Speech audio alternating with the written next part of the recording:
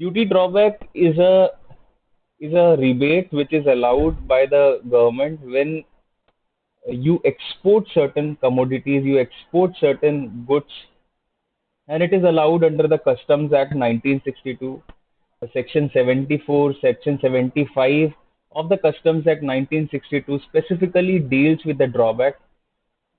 Let us see what is drawback. A duty drawback is a scheme, is a kind of a relief given by the customs and central excise, which is uh, given on when your inputs and components which are used in the manufactures of goods is allowed to be exported. That means in a simple term कि जब आप किसी commodity को export करते हो और उस commodity को बनाने के लिए किसी ऐसे इनपुट्स की जरूरत पड़ी है, कुछ ऐसे कंपोनेंट्स की जरूरत पड़ी है जिसपे कि कस्टम ड्यूटी लगी हुई है, मतलब मैंने उसे इंपोर्ट किया था, फिर उस पर मैन्युफैक्चर किया और उसको अब मैं वापस एक्सपोर्ट कर रहा हूँ, तो गवर्नमेंट ऑफ इंडिया कहती है, तो गवर्नमेंट ने लॉ बनाकर कहा कि कोई बात नहीं, आपने जो इंपोर्ट ड्यूटी पे की कस्टम्स में, वो आप उसका हम आपको वापस दे देंगे, वो हम आपको ड्रॉबैक कर देंगे, हम आपको वापस दे देंगे। ऐसे ही अगर आपने कोई ऐसी कमोडिटी का इस्तेमाल किया है जिसपे सेंट्रल एक्साइज ड्यूटी लगी है। हाँ, सेंट्रल एक्साइज ड्यूटी हम जानते हैं कि अभी वो लॉ बहुत लिमिटेड कमोडिटीज पे एप्लीकेबल है, जैसे कि टोबैको प्रोडक्ट्स पे और पेट्रोलियम्स वगैरह पर स्टिल अगर आप कोई ऐसे इम्पोनेंट इनपुट्स या कंपोनेंट यूज कर रहे हैं जो कि यूज हो रहे हैं किसी भी कमोडिटी के मैन्युफैक्चर में और वो कमोडिटी वापस से एक्सपोर्ट हो जा रही है, तो law allows us to take drawback of this. And generally this is one of the method which is uh, taken by the government to encourage export। हम सब जानते हैं कि इस फिलॉसफी को बढ़ावा दिया जाता है कि goods and services are to be exported not the taxes.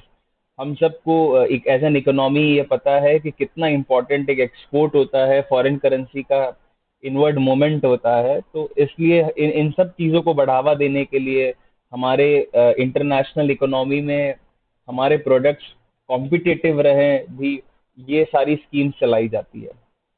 Then there is again drawback scheme under section 74 जो ये बोलती है कि अगर आप कोई ऐसी कमोडिटी जो आपने पहले इंपोर्ट की थी, फिर मान लीजिए शायद आपने उसे इस्तेमाल किया या नहीं किया और आप उसे वापस से एक्सपोर्ट कर रहे हैं, तो भी आपको इसके लिए ड्रॉबैक मिलता है।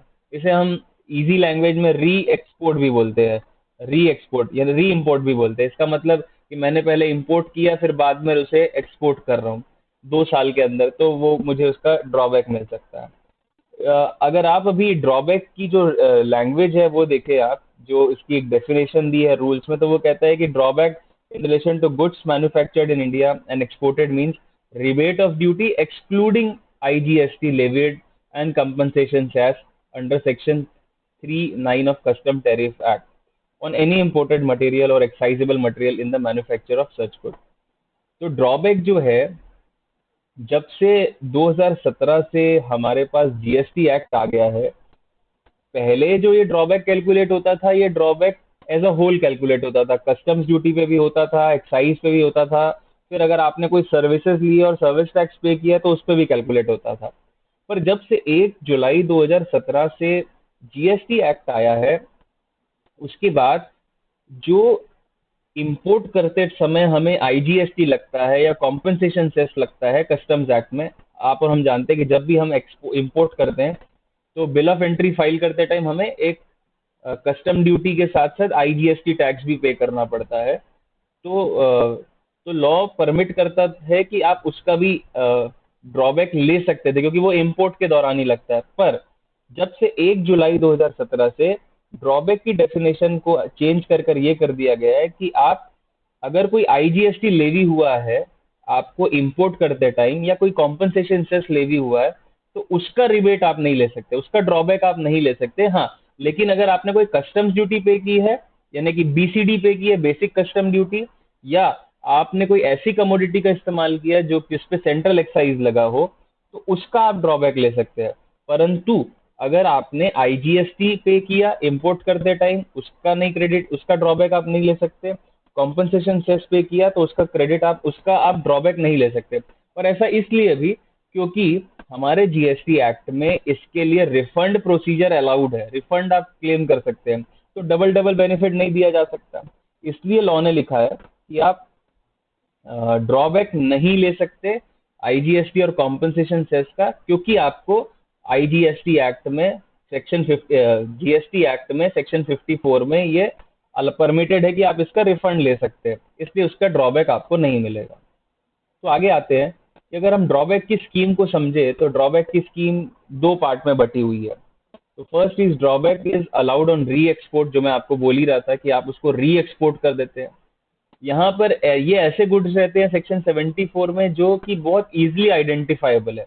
आप उन्हें इजीली देखकर पहचान सकते हैं कि ये प्रोडक्ट आया था और ये प्रोडक्ट वापस जा रहा है एज इट इज, किसी न किसी ऐसे एक तरीके से।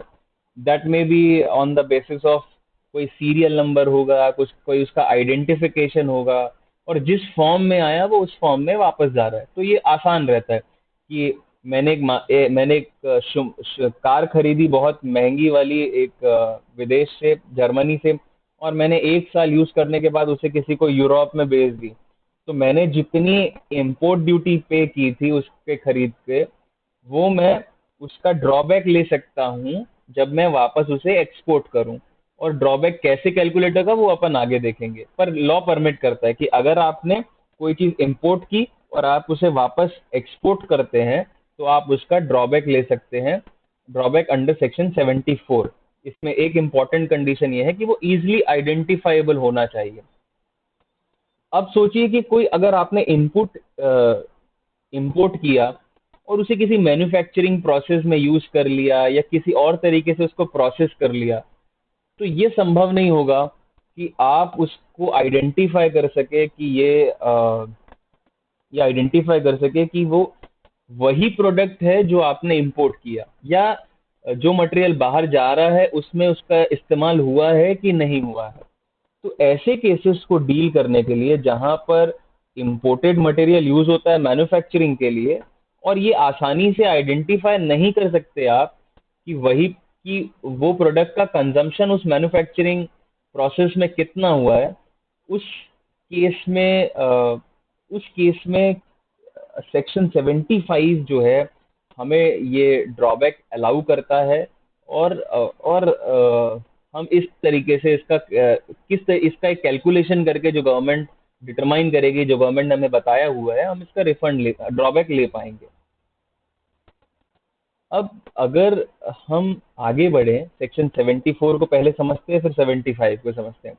सेक्शन 74 जो है वो कस्टम्स एक्ट में कहता है कि ये तब लागू होता है जब री एक्सपोर्ट होता है, जो मैंने अभी अभी आपसे डिस्कस किया। इसमें एक कंडीशन है कि क्या ये कमोडिटी यूज्ड हो सकती है या अनयूज्ड ही रहनी चाहिए, तभी आपको वो ड्रॉबैक मिलेगा। तो लॉ सेज कि दोनों पॉसिबल है। अगर आपने इंपोर्ट कर उसे यूज किया तो भी आपको उसका ड्रॉबैक मिल जाएगा, अगर अनयूज्ड है तो भी आपको ड्रॉबैक मिल जाएगा। बट इंपॉर्टेंट कंडीशन है कि ये आपको 2 साल के अंदर ही री एक्सपोर्ट करनी है। 2 साल के अंदर ही मतलब जब आपने जिस समय आपने इसे इंपोर्ट किया था, जिस दिन आपने ड्यूटी पे की थी इंपोर्टेशन के टाइम पे, उस टाइम पीरियड से 2 साल के अंदर अंदर ही आपको इसे री एक्सपोर्ट करना है, तभी आपको इसका बेनिफिट मिल सकता है। और लॉ परमिट करता है कि 98% तक आप रिफंड क्लेम कर सकते हैं इंपोर्ट ड्यूटी का। आप ड्यूटी ड्रॉबैक क्लेम कर सकते हैं जो कस्टम ड्यूटी का। हालांकि लॉ परमिट करता है कि 98% तक, पर अभी जो हाईएस्ट स्लैब जो है री एक्सपोर्ट के केस में वो 95% तक का है। यानी कि अगर कोई कमोडिटी आती है इंडिया में और उस पर ड्यूटी पे की गई है और उसे हम ऐसे के ऐसे ही री एक्सपोर्ट कर देते हैं कुछ समय के अंदर ही, तो 95% तक हम उस पर बेनिफिट ले सकते हैं। कुछ कंडीशंस है इस सेक्शन 74 की। सेक्शन 74 कहता है कि गुड्स जो आइडेंटिफाई हो रहे हैं, गुड्स इजीली आइडेंटिफाइबल होने चाहिए to the satisfaction of assistant commissioner और deputy commissioners of custom. Correct, identify होना ये सबसे इंपॉर्टेंट टर्म है सेक्शन 74 में आना। सेकंड बोलता है कि उनका जो एक्सपोर्ट है वो 2 साल के अंदर हो जाना चाहिए। 2 साल कहाँ से काउंट होंगे ये बहुत इंपॉर्टेंट है। जिस दिन इंपोर्ट हुआ उस दिन से नहीं, 2 साल from the date of payment of duty से आपको ये देखना है। 2 साल के अंदर वो आ जाते हैं तो आपको परमिसेबल है। हाउएवर, लेकिन अगर बोर्ड चाहे यानी सीबीआईसी चाहे तो ये 2 साल के समय को वो बढ़ा सकती है। They have the power to increase the time limit beyond 2 years. अब अब अगर हम इस पे आगे, ड्रॉबैक कैसे कैलकुलेट होता है, तो यूज्ड कमोडिटी के केस के लिए, where imported goods are used, अगर हम इंपोर्टेड गुड्स को यूज कर कर हम उसे वापस करते हैं, तो हमें पूरा पूरा पूरा जो है वो वापस नहीं मिलेगा। देखिए, या सिंपल टर्म है, आपने इंपोर्ट किया, ऐसे का ऐसे ही पड़ा रहा है, और आपने बाद में उसे वापस री एक्सपोर्ट कर दिया विदाउट एनी यूज, आप पूरा ड्रॉबैक 98% ड्रॉबैक आप क्लेम कर सकते हैं, ठीक है। पर अगर आपने उसे यूज किया कुछ समय, तो आपको ड्रॉबैक तो मिलेगा, पर रिड्यूस रेट से मिलेगा, और जो किसके ऊपर डिपेंडेंट होगा कि आपने कितना समय उसे यूज किया, उसकी वैल्यूज में कितने डेप्रिसिएशन हुए, या और भी ऐसी कुछ चीजों को देखकर जो नोटिफिकेशन में प्रिस्क्राइब होगी उस तरीके से वो तय किया जाएगा। क्योंकि ये संभव है ना कि जब आपने मटेरियल इंपोर्ट किया तो उसकी वैल्यू कुछ और थी, उस पर टैक्स कुछ और लगे, पर अब जब आप उसे भेज रहे हैं, हो सकता है आपने उसे बहुत ज्यादा ही यूज कर दिया, जिसके कारण उसकी वैल्यू सब्सटेंशियली कम हो गई, या आपने बिल्कुल भी यूज नहीं किया, खाली 2-3 महीने ही किया। तो इसलिए लॉ ने बोला है कि ठीक है, आपको यूज किया है ना, तो आपको ड्रॉबैक दिया जाएगा, पर एट रिड्यूस रेट से दिया जाएगा, जो सरकार तय करेगी उस कमोडिटी को देखते हुए और डेप्रिसिएशन की वैल्यू को देखते हुए। फिर एक प्रश्न आया कि क्या मैंने माल को इंपोर्ट किया पर उसे यूज नहीं किया, खाली टेस्ट किया, और मुझे टेस्ट में ही समझ में आ गया कि अरे ये तो काम का नहीं है, मेरे में फेल हो गया वो क्वालिटी के, और मैं उसे वापस भेज रहा हूँ, तो क्या वो टेस्ट करने को अपन यूज में काउंट करते हैं? तो लॉ ने यहाँ क्लैरिफिकेशन इशू किया हुआ है, और वो बोलते हैं कि जो आपने टेस्टिंग की है, अगर आपने मियरली टेस्टिंग भी की है, तो वो यूज्ड की कैटेगरी में आएगा, और यूज्ड के तरीके से ही उसको ट्रीटमेंट किया जाएगा। अब कितना आपका रिडक्शन होगा, तो देखिए यहाँ पर एक स्लैब है जो हमको नोटिफिकेशन में दिया गया है, जो कहता है कि अगर आपने किसी कमोडिटी को इंपोर्ट किया और उसे वापस से री एक्सपोर्ट किया, जिसमें टाइम गैप जो है वो नॉट मोर देन 3 मंथ है, 3 मंथ से ज्यादा का नहीं था, तो आपको 95% उसका जो है वो मिल जाएगा ड्रॉबैक। 95% मतलब अगर आपने 100 रुपये पे किए थे इम्पोर्ट ड्यूटी के तौर पर, तो आपको 95 रुपीज वापस मिल जाएंगे, जब आपने 3 महीनों के अंदर अंदर ही उसे वापस कर दिया। अगर आपने 3 महीने यूज किया, 3 महीने से ज्यादा किया, बट 6 महीने से कम किया, तो आपको 85% वापस मिल जाएगा। 6 महीने से 9 महीने, फिर 9 महीने से 12 महीने, 12 महीने से 15 महीने, 15 महीने से 18 महीने, और 18 महीनों के बाद निल। एक पूरा स्लैब निर्धारित कर कर ये दिया गया है। यानी अभी जो प्रिवेलिंग नोटिफिकेशन है वो कहता है कि अगर आपने 18 महीने से ज्यादा यूज कर लिया किसी भी कमोडिटी को, तो आपको ड्रॉबैक नहीं मिलेगा, री एक्सपोर्ट पे आपको ड्रॉबैक नहीं दिया जाएगा। आगे आते हैं। फिर नोटिफिकेशन ये कहता है कि इन 4 कमोडिटी को पे भी आपको ड्रॉबैक नहीं मिलेगा जब आपने उसे यूज कर कर एक्सपोर्ट किया है। पहला है वियरिंग अपरेल, यानी कि कपड़े, क्योंकि हम जानते हैं कि कपड़ों की वैल्यू बहुत सब्सटेंशियली गिर जाती है जब वो रीयूज होते हैं। तो अगर आपने मान लीजिए अगर इसमें ऐसा आता है कि कोई कपड़े इंपोर्ट हुए थे और उसे वापस आप एक्सपोर्ट कर रहे हैं, तो उस पे ड्रॉबैक, अगर यूज किए हुए हैं तो उस पे ड्रॉबैक नहीं मिलेगा। Then it is tea chest. Tea chest का मतलब ऐसी, एक्चुअली ये बहुत पुराना नोटिफिकेशन है, उसमें आज भी ये चला आ रहा है।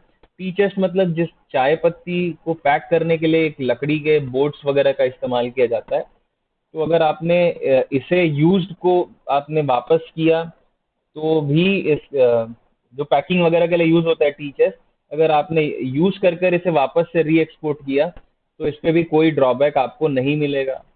The third one is expose cinematography film passed by board और फिल्म सेंसर। ये एक्सपोज सिनेमाटोग्राफी फिल्म मतलब जो फिल्म्स वगैरह यूज हो रही है पिक्चर वगैरह बनाने के लिए, और वो यूज्ड है, फिर हमारे बोर्ड या सेंसर ने उसे पास, तो इस तरीके अगर अगर ऐसा होता है, तो ये इसका भी आपके री एक्सपोर्ट पे जो है वो आपको ड्रॉबैक नहीं मिलेगा। अब अगर इसका रीजन आप समझने की कोशिश करें, तो इसका रीज़न एक सिंपल ये हो सकता है कि कोई हमने सोचिए कि कोई मूवी या फिल्म इम्पोर्ट की है, सेंसर बोर्ड ने उसे पास किया, एक आध साल वो समझ लीजिए सिनेमा हॉल्स में लगी हुई, और उसके बाद हमने उसे वापस से री एक्सपोर्ट कर दिया, तो क्या उस पे ड्रॉबैक क्लेम होगा? तो आंसर इज नो, बिकॉज वो एक्सपोज्ड है, और दूसरी बात हमारे सेंसर बोर्ड ने उसे पास किया, इसका मतलब वो यहाँ पर यूज हो पाई होगी, और इसलिए उस पर वो ड्रॉबैक नहीं दिया जाएगा।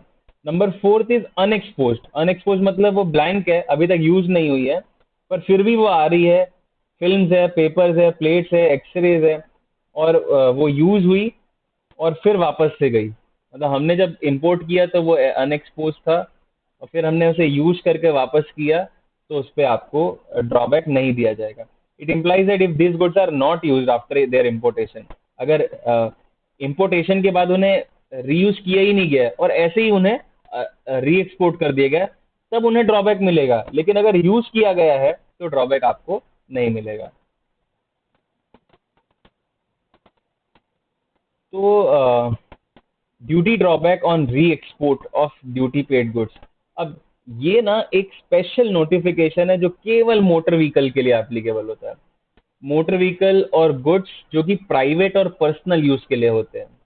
अभी तक अपन ने जो नोटिफिकेशन देखा था, आपने ये 98% वाला, 95, 85, 75 वाला, ये बिजनेस पर्पस के लिए एप्लीकेबल था। पर अगर आप कोई एक व्यक्ति है जो कि अपने पर्सनल पर्पस के लिए कोई चीजें इंपोर्ट कर रहा है, या कोई मोटर व्हीकल इंपोर्ट कर रहा है, तो उसके केस में ड्रॉबैक इस तरीके से कैलकुलेट होता है। वो कहता है कि अगर कोई कार या कोई पर्सनल या प्राइवेट यूज के लिए कोई गुड्स इंपोर्ट करता है, और उसे 2 साल के अंदर अंदर ही उसके री एक्सपोर्ट कर देता है, तो उसको ड्रॉबैक अलाउ किया जाएगा। जो भी कस्टम ड्यूटीज में कस्टम ड्यूटी उसने पे की है, उसका उसको ड्रॉबैक मिल जाएगा। 2 साल के अंदर अंदर उसे री एक्सपोर्ट करना है। फिर इसमें लिखा है कि बोर्ड के पास ये पावर है कि ये 2 साल के पीरियड को वो बढ़ा के 4 साल भी कर सकती है ऑन सफिशिएंट कॉस्ट पे। और इस पे जो रिडक्शन रेट दिए गए हैं वो उससे अलग है। रिडक्शन रेट ये कहते हैं कि अगर वो पहला साल है, पहले साल के अंदर ही वो वापस कर देता है, तो हर क्वार्टर जिसने वो यूज किया उस पर 4% कैलकुलेट किया जाएगा रिडक्शन। 4% पर क्वार्टर और पार्ट देयर ऑफ, यानी कि एक क्वार्टर के लिए 4%, और उससे थोड़ा भी ज्यादा होगा तो 4% और ऐड हो जाएगा। एग्जाम्पल के लिए सोचिए कि मैंने एक पर्सनल यूज वाली कार को 3 क्वार्टर 4 दिन यूज किया, 3 क्वार्टर और 4 दिन यूज किया, तो मुझे 4 क्वार्टर का रिडक्शन करना पड़ेगा। और 4 क्वार्टर का रिडक्शन मतलब 4 into 4, यानी 16% का रिडक्शन अगर वो फर्स्ट ईयर का होगा तो करना पड़ेगा। और मान लीजिए कि मैंने उसे सेकेंड ईयर में 2 क्वार्टर और यूज करने के बाद किया, इसका मतलब कि मैंने 6 क्वार्टर यूज करने के बाद किया, तो ऊपर 4 into 4 और 3 into 2, यानी कि 16 और 6, 22% का रिडक्शन कर कर मुझे ड्रॉबैक दिया जाएगा। तो इस तरीके से ये पूरा ड्रॉबैक का जो परसेंटेज कैलकुलेशन है वो कैलकुलेट किया जाएगा। ये डिफरेंट है मोटर व्हीकल के केस के लिए और पर्सनल और प्राइवेट यूज वाले व्हीकल्स के लिए।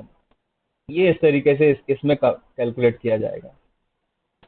अब हम आते हैं मोस्ट इम्पॉर्टेंट टॉपिक पे, जो कि ड्रॉबैक, जो सबसे ज्यादा हमें प्रैक्टिकली फेस करने को अगर मिलेगा भी तो ये मैन्युफैक्चरिंग से रिलेटेड है। कि ऐसे केसेस जो सेक्शन 75 में है, जिसमें मैंने कुछ इम्पोर्टेड कमोडिटीज को इंपोर्ट किया और उस पे कुछ मैन्युफैक्चरिंग की, और फिर उसको मैंने री एक्सपोर्ट कर दिया। तो इस सेक्शन 75 में जो कवरेज है वो क्या चीज है? Goods are exported entirely different from the import. जो हमने एक्सपोर्ट कर रहे हैं वो बिल्कुल अलग है उन कमोडिटीज से जो मैंने इंपोर्ट किए थे। फिर ये कहता है कि गुड्स में आइदर इंपोर्ट करते टाइम कस्टम ड्यूटी लगी थी, या वो गुड्स ऐसे हैं जिस पे सेंट्रल एक्साइज ड्यूटी मैंने पे की थी। मैंने अभी अभी आपसे डिस्कस किया कि हम जानते हैं कि सेंट्रल एक्साइज के सारी मेजर प्रोडक्ट्स जो हैं वो इसमें आ चुके हैं जीएसटी में, परंतु फिर भी ऐसी कुछ कमोडिटीज है जो schedule, I think second schedule या शेड्यूल 5 में ऐसी कुछ कमोडिटीज हैं टोबैको वाली या फ्यूल वाली, जिसपे अभी भी एक्साइज ड्यूटी लेविएबल है। तो अगर ऐसा उन पे कुछ ड्यूटी लगी है कस्टम से सेंट्रल एक्साइज पे, तो उस पे आपको ड्रॉबैक मिल जाएगा। The existence of imported and indigenous excise duty paid is not capable of easy verification, यानी आप उसे इजीली वेरीफाई नहीं कर सकते कि वो जो इम्पोर्टेंट प्रोडक्ट है और एक्साइज ड्यूटी एक्साइजेबल गुड्स है, वो जो आप एक्सपोर्ट कर रहे हैं उसमें लगा है कि नहीं लगा, ये आप इजीली वेरीफाई नहीं कर सकते, डायरेक्टली वेरीफाई आप नहीं कर सकते। फिर ऐसी भी पॉसिबल हो सकती है कि जो गुड्स आप इंपोर्ट कर रहे हो और एक्सपोर्ट कर रहे हो, उनका फिजिकल शेप ही चेंज हो गया हो, प्रॉपर्टी चेंज हो गई हो। मान लीजिए मैंने सॉलिड फॉर्म में कोई चीज़ इंपोर्ट की थी और मैं अब लिक्विड फॉर्म में उसे एक्सपोर्ट कर रहा हूँ, पूरी प्रॉपर्टी मैंने चेंज कर दी। या हो सकता है, या मैंने सोचिए आप कि केजीज के फॉर्म पे इंपोर्ट किया होगा और मैं अब उसे नॉस नंबर्स ऑफ क्वांटिटी के हिसाब से उसे एक्सपोर्ट कर रहा हूँ, तो ये सब चेंजेस हो जाती है। और जो क्वांटिटी है वो चेंज हो गई है, तो उस केस में आपके पास सेक्शन 75 है जिस पे जाकर आप ड्रॉबैक ले सकते हैं। आगे क्या कहता है ड्रॉबैक, ये देखते हैं। तो अब ये बहुत इंपॉर्टेंट है आपके लिए कि ऐसे केसेस जो सेक्शन 75 में आते हैं उस पे ड्रॉबैक कैसे कैलकुलेट होता है। तो इस पे गवर्नमेंट ऑफ इंडिया जो है वो हर साल हर कमोडिटी पे एक रेट तय करती है, या तो वो एब्सोल्यूट अमाउंट पे रहता है या वो एक परसेंटेज डिटरमाइन कर देती है जिस हिसाब से आपको ड्रॉबैक दिया जाता है। और ये कैसे कैलकुलेट होता है कि कुछ एक्सपर्ट्स को गवर्नमेंट एंगेज करती है जो देखती है कि अलग अलग टाइप की जो मैन्युफैक्चर्ड गुड्स है जो ज़्यादातर एक्सपोर्ट होते हैं, उनका मैन्युफैक्चरिंग का प्रोसेस क्या है, उसमें कितना क्वांटम ऑफ रॉ मटेरियल रखता है, कितना एवरेज कंटेंट होगा उस आर्टिकल का जो हमने इंपोर्ट किया, और कितना स्टैंडर्डाइजेशन वो कर सकते हैं। इस पूरी चीज़ों को ध्यान रखकर वो हर एक पीरियड के लिए एक रेट फिक्स करती है जिसको हम all India rates of drawback भी बोलते हैं। और उसमें आपका प्रोडक्ट जिस भी कैटेगरी में आएगा उसके आगे एक तरीके से समझ लीजिए एक टैरिफ ही दिया जाता है ड्रॉबैक का। आपका प्रोडक्ट जिस टैरिफ की रेट्स में आता है, जितना ड्रॉबैक उसमें मेंशन्ड है, आपको उसके हिसाब से ड्रॉबैक कैलकुलेट कर कर दिया जाता है। तो ये ड्रॉबैक जैसे हम इससे पहले देख रहे थे सेक्शन 74 में, हर प्रोडक्ट के लिए अलग अलग हर प्रोडक्ट के लिए अलग अलग रेट नहीं था, आपको सिर्फ एक मेथड दे दिया गया था कि इस तरीके से रिडक्शन कर कर आपको मिल जाएगा। और वहां वो आसान भी था क्योंकि वो आइडेंटिफाइबल प्रोडक्ट था। यहाँ पर आइडेंटिफाइबल प्रोडक्ट नहीं है। हर कमोडिटी को बनाने के अलग अलग तरीके हो सकते हैं, अलग अलग रॉ मटेरियल के कंपोजिशन मिक्सचर हो सकते हैं, मैन्युफैक्चरिंग का तरीका अलग अलग हो सकता है। तो उस केस में कौन डिटरमाइन करेगा, all India rates of drawback determine किए जाते हैं और उसके हिसाब से उसका रेट निकाला जाता है। हाल फिलहाल में जो ड्रॉबैक के रेट्स अभी नोटिफाइड हैं, जो इन एग्जिस्टेंस है, वो है नोटिफिकेशन नंबर 7/2020 से कस्टम्स एक्ट में 28 जनवरी 2020 को नोटिफाई किए गए हैं। ये drawback rates all India rates of drawback है 2021, जो कि नोटिफाई किए गए हैं 4 फरवरी 2020 से। मैं आपको ये नोटिफिकेशन दिखाता हूँ कि ये इसमें ये कैसा किस तरीके से है। सर मेरी ये वाली स्क्रीन दिख रही है?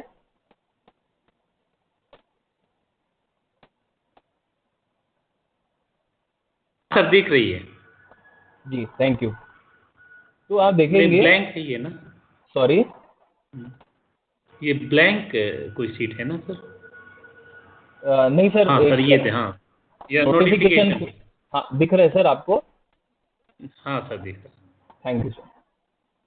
तो ये एक लेटेस्ट नोटिफिकेशन है जिसमें all India drawbacks rate notified किए गए 2021 के लिए।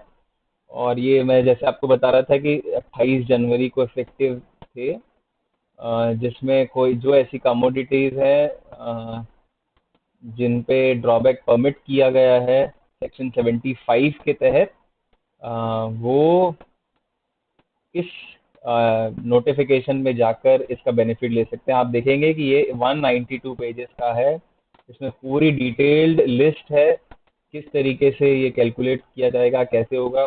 फिर जैसे आपने देखा है कि हर टैरिफ में कुछ नोट्स रहते हैं, इसमें भी इंटरप्रिटेशन के नोट्स दिए गए हैं जो कि रेलेवेंट है, जो कि हमें पढ़ने ज़रूरी हैं जब भी हम किसी भी ड्रॉबैक के रेट को लेकर जाएं।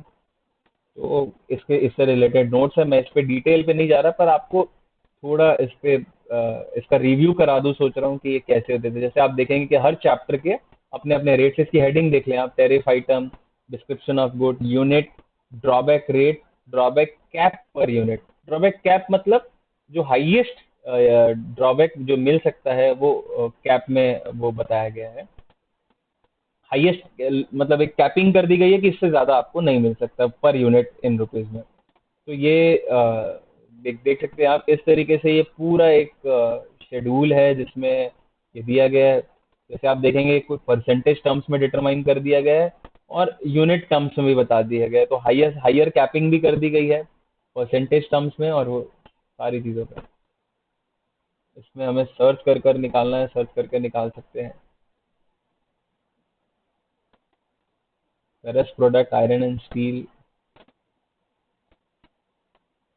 तो ये आप देखेंगे कि इस तरीके से, और ये रेट्स जो डिटरमाइन किए जाते हैं इसमें जनरली ये हर 2-3 सालों में रिवाइज किए जाते हैं।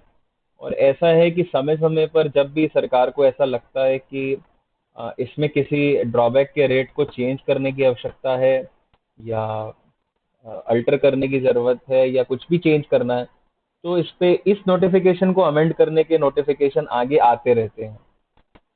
तो कभी भी अगर सेक्शन 75 का हमको अगर ड्रॉबैक चेक करना है तो हमें कितना अलाउ होगा अपना, तो हमें इस टैरिफ आइटम की लिस्ट से जाकर अपने प्रोडक्ट को टैरिफ में खोजना पड़ेगा, और कितना ड्रॉबैक उस पर अलाउड है ये हमको इसमें जाकर चेक किया जा सकता है इस पर।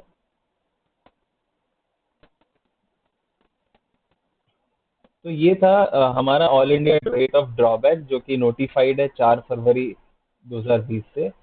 अब कुछ इम्पोर्टेंट रूल्स हैं जो कि इस ड्रॉबैक को कैलकुलेट करने के लिए यूज होते हैं।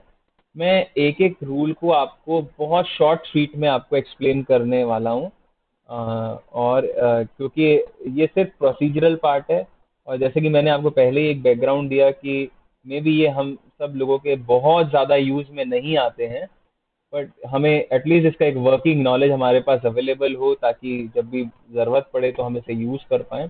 इसलिए मैं इसमें बहुत ज़्यादा टाइम ना देकर आपको शॉर्ट स्वीट में इसके बारे में सारा बता दूं, और फिर जीएसटी रिफंड की तरफ बढ़ेंगे क्योंकि वो थोड़ा सा ज़्यादा इम्पोर्टेंट पार्ट है जो बहुत ज़्यादा हमें रेगुलरली डे टू डे में यूज़ में आ रहा है। तो ये जो है ये रूल्स है डिटर्मिनेशन ऑफ ड्रॉबैक।